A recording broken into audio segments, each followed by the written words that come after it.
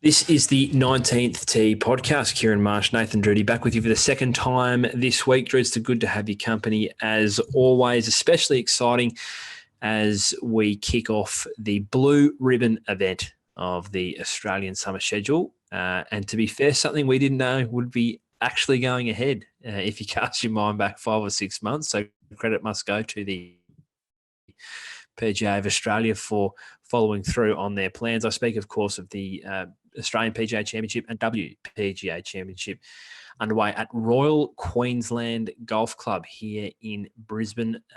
One of the only Alistair Mackenzie designed courses in the country, and definitely the only Alistair Mackenzie designed course in Queensland. I can assure you of that, my friend. Shapes us a very exciting 4 days of golf here in southeast Queensland.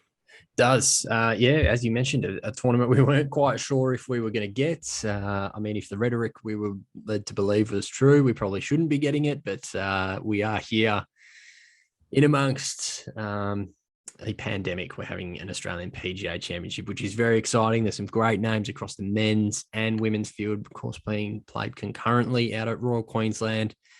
Very exciting. Think you need to be double vaxxed to get in, KM. I'm sure that'll turn some people away, you bunch of flogs. But it's exciting that it's here, Marshy.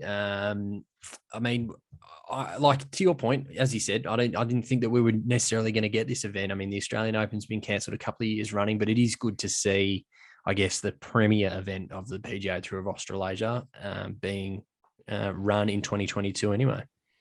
I agree. And I think you only have to look at the fields, right, to understand how important this tournament is. And sure, it might not have Smith, Leishman, Scott, Day, Jones, Davis, Herbert. And then on the women's side, obviously, unfortunately, Hannah Green has had to withdraw due to Chairman Malgowan's increasingly strict rules and the inability to re-enter Western Australia. But you look at the remainder of the field, and I think it goes to show, Drew, exactly why this tournament is important and why we've been so adamant in its need to go ahead. I mean, you look at the guys, not only who have remained here for the last 18 months, but guys who've travelled back for this. Blake Windred is back in town. Minwoo Lee has made it back for this. Dimi Papadakis has been in Blake Windred's pocket going around Europe for this. Justin Warren, our good mate's been overseas and he's come back for this. Louis Dobler's the same. He's come back from PGA Tour of Latin America for this. So this is important. It's important to these guys to compete in this championship and ultimately be crowned the winner. So great to see such a deep field. I'm looking here at 120 names, which is an excellent full field. And of course, I think there's 24 in WPGA as well, quality names. So should be great. I'm really looking forward to getting out there myself. We're recording this on Monday evening, so you'll hear it on Thursday. I'll be out there. I'll be like a one-man waste management Phoenix Open for Justin Warren. Let me tell you, I've spoken to Wiz. He's put the past aside for me, and he told me today, and this will be redundant by the time this is out because it'll already be out, but he told me today he's got a hunch that he's got a afternoon tee time. So I don't have to get out there at Sparrows, which is also nice. What day are you getting out there? Thursday, day one. Day one. Yes. So very Saturday and Sunday will be ridiculous. There'll be far too many people out there for my liking. Hopefully. Hopefully. And also tough to get the leave to go on the weekend when all the children are home for children activities. And I'm tipping that Thursday might be a bit quiet, actually. So much easier to get on Waz's shoulder and walk around with him for 18 holes. He might ask me to leave after 4 or 5, but hey, or his playing partner might, because could be a little bit loud. Depends who it is. I look forward to the social content that you'll be pumping out through our digital channels. Yeah, absolutely. Weather looking good. 29, 31, 32. Remarkable. 30% chance of rain on Sunday, but 0 to 0.2 of a mil. So unlikely to trouble the weather gauge. When you think about that in the context of the La Nina event we've had on this eastern coast, and most recently ex-tropical cyclone Seth, which cyclone Seth, yeah. There's another one currently, isn't it? Another one currently just off the northernmost tip up near Cairns, and her name escapes me. It is a female name, but starting with T, wouldn't it? Yeah, they do. Might be Tina. Mm. Anywho, Do you know any Seth good Seths? Rogan. That's about it. Yeah. And he's okay. He hasn't reached the heights of Knocked Up was a great film. He's not on the baby. Seth is not on the baby names list. No, wouldn't crack the top 50 for me. No, not unless you're riding motocross. Anyway, push on. Or driving V8s. Yeah. Anywho, we just ostracized. Well, plenty of people probably don't listen to this anyway, so too highbrow for them. So tropical cyclone Seth was off the coast. It's long and the short, it's pissed down for the last 2 weeks. Wouldn't you believe it, Druids? I lay turf in my front garden today, and she's all clear, baby. Next 2 weeks, we wouldn't see a drop. What have you put down? Bit of Sir Walter DNA certified. Yeah, so it's what we put in the back. Beautiful. Bit of consistency. Just like it's nice again with the kids. Nice to have something soft. There's a lot of falling over that happens. So not going to go the cooch just yet. Well, maybe when Flynn's looking for throwdowns, might put the cooch in the backyard. Yes, that's what we've got at the moment, and it's taken an absolute hammering from the 44 and 43 and 42 degree day that we had Christmas Eve, Christmas Day, Boxing Day. So mine currently looks like the SCG pitch at the moment. So I bet it does. How's your water bill going? Yeah, fucked 3 times as much as it was last time. So that's okay. Royal Queensland looking an absolute treat at the moment. Of course, Mike Clayton, having done a bunch of work there, expressing some concerns about the rough length. I believe they've all been sort of quashed. I don't know. What strikes me from reading the yardages straight away is the significant range of lengths of the par threes, the par fours respectively, and the par fives. I mean, across the par threes, you got 160, 202, 167, and 125. So some really interesting distances there. So that'll be fives, Druids. What are the par fives look like? Fives are 519, 562, and 496. So of course past 71. So there's only 3. So 562 is big, huge. Yeah, is very big. What hole is that? That is the 9th. So that'll be great viewing across the course of the week. Where did you want to sort of start? I mean, Royal Queensland, obviously, in your backyard. Yeah. So as I flagged, Alistair McKenzie design original.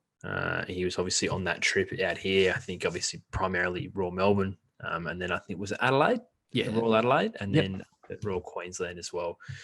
That he had his fingerprints on in that whirlwind trip of Australia, and as you say, most recently redeveloped by Mike Clayton, the world-renowned now Clayton DeVries and Port Golf Architecture Company. So look, in terms of aesthetically, it's a beautiful course. Not a lot of undulation. Like for people familiar with the Brisbane area, it's right down on the port. So like in your eye line, you've got the Gateway Bridge. That's and that's actually one of the, quirkily enough, it's one of the calling cards of the Royal Queenslanders. You play pretty much under the Gateway Bridge. So you're not looking at a lot of undulation land-wise. It's not too hilly, but smart work design-wise. Obviously, the bones from Mackenzie and most recently from Clayton, I think it asks you questions. And to your point, a variety of different lengths, and you get that in the 3s, you get that in the 5s, and you'll also get asked some questions. They're definitely, in terms of attack angles to greens, you got to be smart off the tee. So it's not when you tune in on KO, which we'll get to shortly, Druids. If you're not able to be out there like I will be, you're not going to get what you get on the PGA Tour every week. You're not going to get brutes going out there and winning this tournament. You have to think your way through RQ. It's been, I think, worked to within an inch of itself to be absolutely pristine for this tournament. Like the stands have been bumped in for the last 2 or 3 months. I've seen a variety of photos of people getting out to play in the last couple of weeks. I think they've now cut play, is my understanding. Well, they definitely have because it's out on Thursday, but they cut play a few days ago to ensure that it was in tip-top shape. But every report of anyone who's got out there in the last 3 or 4 weeks, which was quite popular, it seemed, over the Christmas break, everyone off work, and RQ members and friends of members and friends of friends of members getting down to play the PGA Championship course, said that it was immaculate. So they've done a great job. They're a very proud club, Royal Queensland, for a variety of different reasons. I think Mackenzie has a bit to do with that. And I think just to name, RQ is pretty prestigious here in southeast Queensland. That and Brisbane and Indooroopilly really are your top 3. And RQ just has that moniker of the Royals in their name. So I think it'll be great. I'm thoroughly looking forward to getting out there and walking it on Thursday in Waz's pocket. And I think if you're here in southeast Queensland, you're a golf fan, there's truly no excuse not to get out there. Omicron and all, wear a mask, you're outdoors, you'll be fine. And then if you're around the country, courtesy of a great new broadcast deal with Foxtel and KO, you get all the action for all 4 days. So enjoy it, tune in, have a look at Royal Queensland, because it's probably, I know people previously would be used to it being on the Gold Coast and even the Sunshine Coast for a period of time. And those, between Rob Hines and what was the Hyatt and now Palmer Coolum, they are fantastic courses themselves. I don't know that we've got a better one on offer than Royal Queensland here in QLD. It seems very typically Mackenzie design that it is quite wide. Not having been there myself, but looking at it comparatively to a few other courses, is that it is quite wide, which makes it, I guess, not only playable for the daily members, but for the pros that are going out there this week, they need to be very confident in the line that they're going to take. There's a definitive line that you need to play. Mackenzie courses, you look at Royal Melbourne, Royal Adelaide, are very much like those. So I think that'll be fascinating to watch as well. How you mentioned the El Nino, is that what you called it before? La Nina weather event. Yes. Has it been pissing down with rain like this week, last week? Like, obviously Royal Queensland doesn't have a subsea setup a la Augusta National. Like, the point I'm trying to get to, what are the conditions going to be like? Will it be firm and fast? There's no heating plates underneath the fairway to my knowledge. So is it going to be soft, or what's your thinking? Look, I think in typical Brisbane fashion, it did piss down for consecutive days for pretty much all of last week, and that wrapped up on Friday or Saturday.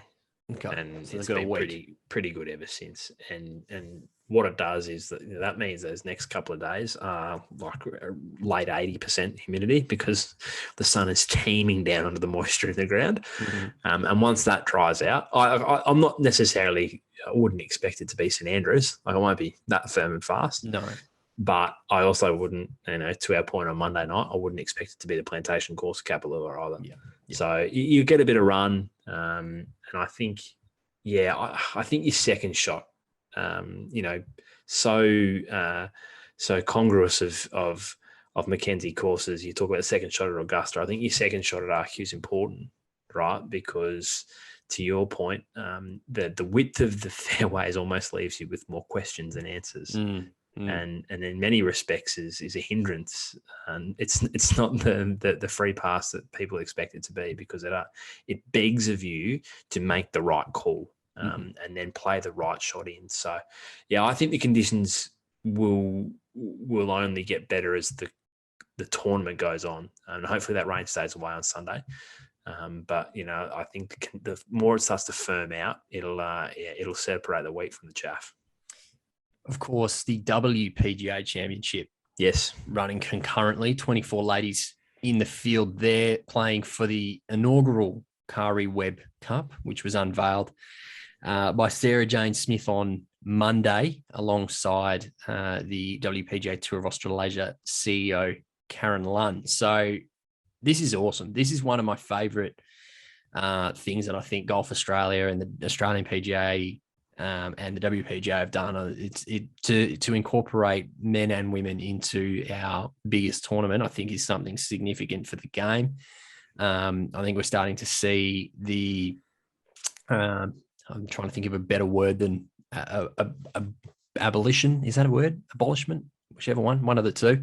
Yeah, I think Both work, actually. Words, man, of men's and ladies tees. I think I shared something from Wembley Golf Course the other day that's just saying this is what you score, this is where you play from, regardless if you're male or female. So those barriers are starting to be broken down, and to see it happening at the very top flight with the WPGA Championship is something I think that the governing bodies can hang their hat on as a really great move forward anyway.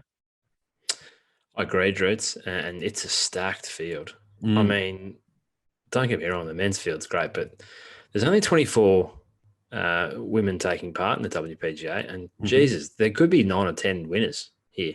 I look down the list. Grace Kim is a previous guest and good friend of this podcast, and she was in outstanding form prior to Christmas. Karis Davison, made a bit of a name for herself in LPGA Tour Q School late into last year. Robin Choi, Sarah Kemp, Sue O, Kirsten Rudgley, the WA amateur, who's done amazing things. You've got Cassie Porter, who's most recently turned pro here in Queensland. She won the Capera Bowl last year.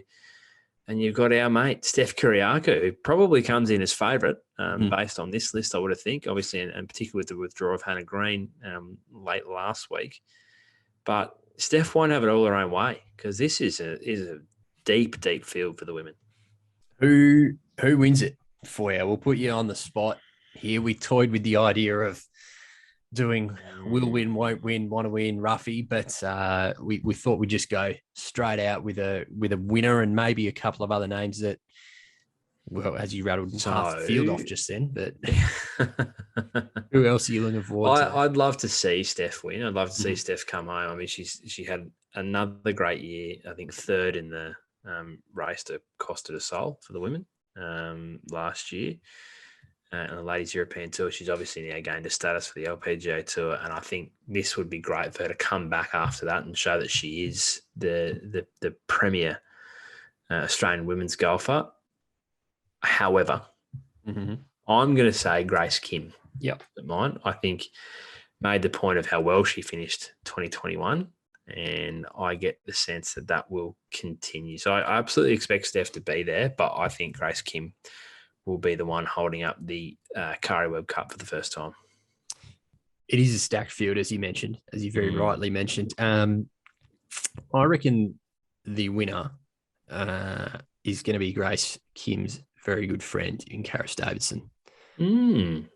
Queensland native, grew up playing around a number of courses, as you would have remembered from our episode that we did with her listeners. So I reckon just the Queensland home ground advantage is going to be significant. Obviously played very well to qualify and get her card on the LPGA Tour as well. So I'm going to side with Karis. The other one that I just think is just a massive watch and genuinely could win this tournament, and I say that with all sincerity, is Kirsten Rudgley. She has been truly phenomenal, hits the ball an absolute mile. So she's only an amateur still, only very young, but I reckon she's just a massive watch this week. Just could be holding the trophy at the end. So very excited to watch the women's side of the draw. As you mentioned, Marshy, there is a deal that has been done with Fox and KO, and I hope that the women's side of the draw gets as much attention as the men's side does, because I think the women's side could be a lot more competitive and a lot more close than what the men's side is potentially shaping up to be. Completely agree, Dreads. And I'm looking forward to getting around and hopefully getting up close to see the swings of our good friends in Steph Kyriacou, Grace Kim, Karis Davidson, and others throughout that concurrent tournament. So we've got a lot of walking to do, Trace. I'm going to be seeing a number of players, I would have thought. You do. We've mentioned a couple of times the broadcast, and it might just be pertinent just to drop it in here before we get to the men's. So it's kind of buried on the Australian PGA Championship's website that it's going to be broadcast on Foxtel and KO. All 4 days will be broadcast. I'm not sure what times that will be, but Foxtel Group has announced an agreement with the tour that will see the season live and exclusive on Fox and KO, with more than 100 hours of live golf coverage being broadcast, including the Aussie PGA and the Vic Open. So they are live and free on KO freebies. So people that are sitting here bitching and moaning that you have to pay to watch, you absolutely don't. You go to kosports.com.au/freebies. You can sign up for free and watch the golf. So make sure that you get around and do that. There's also going to be broadcasts of the TPS, not the TPS series, just the TPS, Marshy, the Vic Open all 4 days, the NZ Open all 4 days, NZ PGA, WA PGA, and the Queensland Open as well. So really just a massive, massive tick for Australian golf. And of course, everyone listening to this podcast obviously is a fan of Australian golf, and you need to vote with your eyeballs and tune in and watch not only the Australian PGA Championship this week, but also the rest of the season, which is going to be broadcast by Fox and KO, who do a tremendous job at what they do. I'm sure you'd agree, Marshy, that the broadcast of the cricket, since it's gone from Channel 9, although it was devastating, has been fantastic, depending on which commentators you like. But some of the shit that they roll out and the camera angles is pretty fucking cool. So unreal. Unreal. And just for those people who might be the types that complain about having to pay, I actually don't remember the last time I met someone who just has terrestrial television. So we were having this conversation the other day. When was the last time you watched TV? Yeah, you're paying for something. You might be paying for Netflix, you might be paying for Stan, you might be paying for Binge, you might be paying for all three. Yeah. And therefore you'd be paying more than what it costs you to subscribe to KO. So jump out from underneath the rock and jump onto KO and support it, because ironically, this is what turns the wheel. Deals like this get signed, and the only way they get re-signed is if it is shown to be a viable product for the broadcaster. Yeah, watch. Do the game a favour and watch. What about on the men's side, KM? 120 players on the list, 97 automatically exempt, 21 reserved for invitees. Who are you liking? Who, obviously, you're going to be following Wazza around, but who you're liking to be holding the trophy at the end, and some of the other names around as well? Just so many options, isn't there, Druids? I mean, like, from where I'm sitting, immense amount of pressure on Minwoo Lee, because I think the level of expectation is enormous.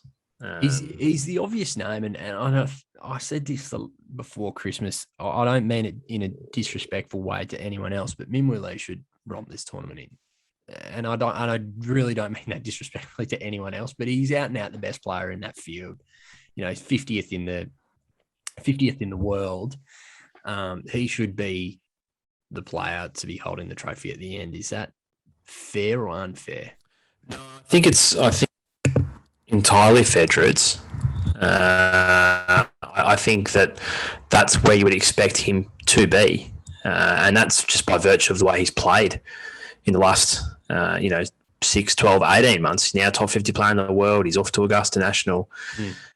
I don't know. I'd be really interested to see. This would be the first time in my mind that he's been in this position where he's come in with the target on his back. And how does he handle that? Not just across the 4 days, but if he's in contention, and come Sunday, how does he ride that home? He's not the guy that I think wins this tournament personally, but I'm just really interested to see how he responds to that test, because it's different, right? If a couple of them are coming back, then that expectation is shared. And, particularly if it's like a Smith or a Leishman, then Minwoo has that cover.